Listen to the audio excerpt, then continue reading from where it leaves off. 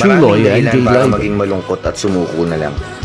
Pero kapag nakita mo yung isang dahilan para maging masaya, sapat na yung isang dahilan na yon para magpatuloy ka.